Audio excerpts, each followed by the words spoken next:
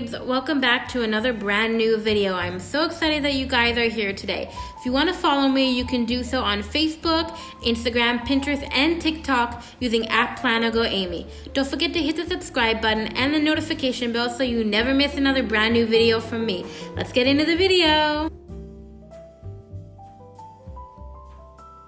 Hey guys, welcome back to another video here on my YouTube channel. Now, normally this is where I would say welcome back to another plan with me, but I am in front of the camera, which I know rarely ever happens, but I've been reading a lot of romance books this year since I started reading my first ever romance book in the summer of this year.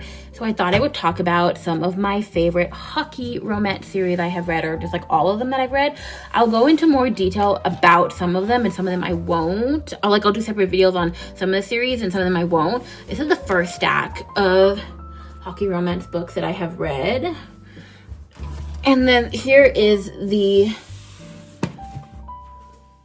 second stack of hockey romance books. So I have read quite a bit. I know I haven't read as many series as some other people have. I am working my way through finding as many interesting hockey romance series. So if you have any hockey romance series recommendations, let me know in the comments down below.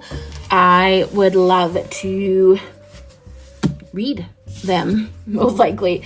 So I'm going to talk a little bit about each series, whether I think you should read them or not. Most of them will probably be yes, except for this series. So we're going to start off with the off-campus series. It is the second to last full series I have finished. And I could say that you could go without reading this series and it would be perfectly fine. I know it is very popular because it is popular on Book Talk, so on TikTok. And I know, and that's kind of the reason I got it, is because it's being turned into the Off-Campus series TV show by Amazon Prime. And so I was like, here, I'm gonna buy it. It's probably gonna be good because it's being turned into a TV show, right? No, literally, the only reason I kept reading it was because I bought the first two books at the same time. So I read The Deal, which is probably my least favorite, one of my least favorite books I've read this year that I didn't DNF. I think I gave this one like 2 stars.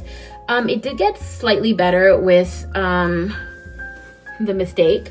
And as I started reading that, I was like, am I making a mistake by reading The Mistake?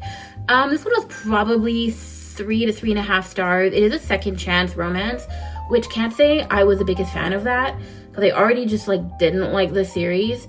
And also, in my personal opinion, other than in this book here, which is The Legacy, which is kind of like the epilogue for the whole series, Elle Kennedy, I think, has the worst ever first pages in all of her books. And I was talking with my best friends who read books too about it, and they were saying that it's probably for shock value to get people interested in the book. And I just think they are literally the worst first pages ever. The best book, other than The Legacy, which I gave, I think, 4.5 stars, would be The Goal, which I gave a solid 4 stars. Because I do think John Tucker is probably the best MMC, male main character, in this whole series. I know a lot of people give this one 5 stars. I even see people give this one 6 stars. Garrett Graham has so many red flags. If you want me to go into more detail on this series and my opinions on it, let me know in the comments down below and I can do a whole separate video on it. But as of right now, I don't want to do a video on this series. I just not in the mood. But if you guys want one, I will do one.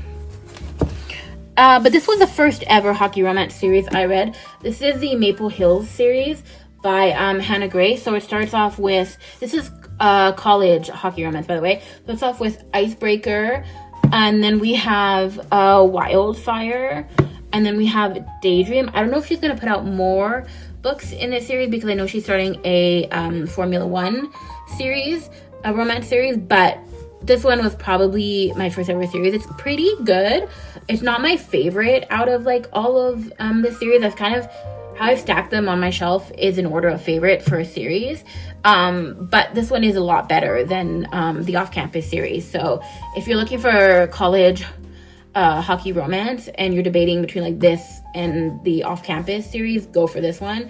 I would say Daydream was probably my favorite. I thought Henry was the best MMC out of all of them. Also because it's a friends to lovers, which I quite enjoy that. That was super fun too. The next series that I read was the Big Shot series by Tessa Bailey. So it starts off with golf romance, and then this one is hockey romance. He's he's the captain, and she's like his nanny, so it's like forced proximity. His daughter's nanny. He hires her to be his daughter's nanny. Sorry, that sounded really weird. This one is he's a rookie on the team, and this one here is he's a hockey player, and she is a softball. Yeah, she's a softball player. So technically still a hockey player, but she is switching, and the last book in the series is going to be baseball. So it is not quite hockey romance, but I'm considering a hockey romance because 3 out of the 5 books are hockey romance. So it starts off with Fangirl Down. This is probably one of my favorites in the series. I'd probably put this one first, and then I'd probably put this one second. This is the Au Pair Affair. And then this one would probably be third, Picture Perfect, third favorite, and then this Dream Girl Darling, which was this I think was the first Tessa Bailey book I read, and I did not read any of these in order. I'm pretty sure I read this one, and then I'm pretty sure I read this one, and then this one, and this one last. I read the first one last. But yeah, this one was a pretty good series. If I had to rate this series, I'd probably give it like a 4.5 stars. So I'm trying to restack all my books so it makes it a little bit easier. And then we'll move on to the second stack of books. I like filming. It's so hard to film book content for TikTok in front of the camera because I can just blab and then my video is too long, and I try to keep it under 3 minutes if I'm in front of the camera for a TikTok. But that's really hard to do. So I like for YouTube because like this one is going to be a fairly shorter video than you're used to seeing from me. So the next stack, we'll go with... So this series has a 5th book that just came out. It came out on last Monday on Kindle Unlimited and Kindle. Although I don't read any books on Kindle, I love paperback. So I had to wait for it to be available on paperback, and it did become available like 2-3 days ago on paperback. So I ordered it and I'm waiting for it to come in. But this is probably my favorite hockey romance series I have read so far. It is the DC Stars series by Chelsea Curto. It is popular on TikTok. It's not as popular as the Off Campus series, although I think it should be. And this is self-published. So Chelsea Curto does have a book coming out next year, not part of the series, a whole separate book that will be traditionally published, but her DC Stars series is fully self-published. And honestly, this is a top-tier, amazing series. So it starts off with Face Off, which is like my favorite, like what got me introduced to the series. It's not my favorite, but it is like still top. And it follows, wow, I've read this, sometimes I forget character names. It follows Maverick Miller and Emerson Hartwell. She is the first female NHL hockey player, and that's like the concept. So I like this one a lot, but I would say probably my favorite, and then sorry, I know I'm blabbing. The next one is Power Play, which this is my second favorite in the series. This follows Piper Mitchell, who is the rinkside reporter, if I'm saying it right, and Liam Sullivan, who is a goalie for the DC Stars. By the way, I love also hockey romance books that focus on the goalie. Something I like about that.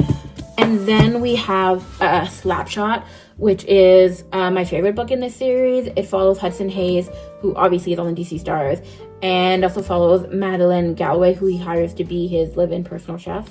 Forced proximity is probably one of my favorite tropes in books, and this has it, which is very good. And then we have this one here, which is the last book in this series. I think it's like my least favorite, but it's still like a 5-star. Even though it's my least favorite, it's still like a 5-star. This is Riley Mitchell, and this is Lexi Armstrong, who is the athletic trainer for the DC Stars, and he loses his leg in an accident. You can see it's like, and so like this is forced proximity, but a different kind than this one, because this one they live together, and this one she's constantly like just trying to rehabilitate him and get him back to like a place where he can kind of play. Maybe not for the NHL, but he can just at least play some kind of hockey. So these are both forced proximity, but this would probably be my favorite. So this series is probably my ultimate favorite hockey romance series. Another one that stacks up and is really, really good is the Vancouver Storm series by Stephanie Archer. I believe she's a Canadian author. I can't 100% confirm, but I'm going to assume that because it is Vancouver Storm that it is. This one is so good. This also has another 6-star book. That's 2 of them actually. So I'll go in order of the series.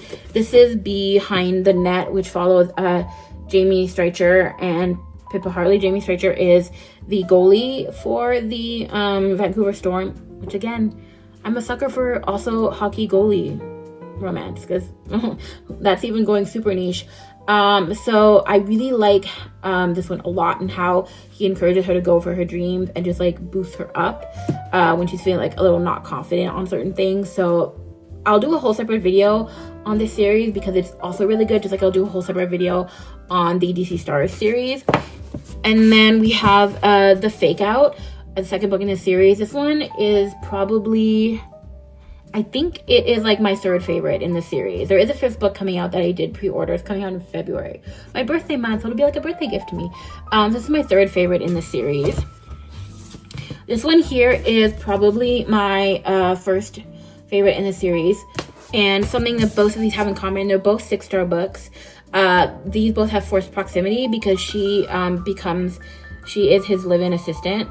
And they like remember each other from high school but don't tell each other that.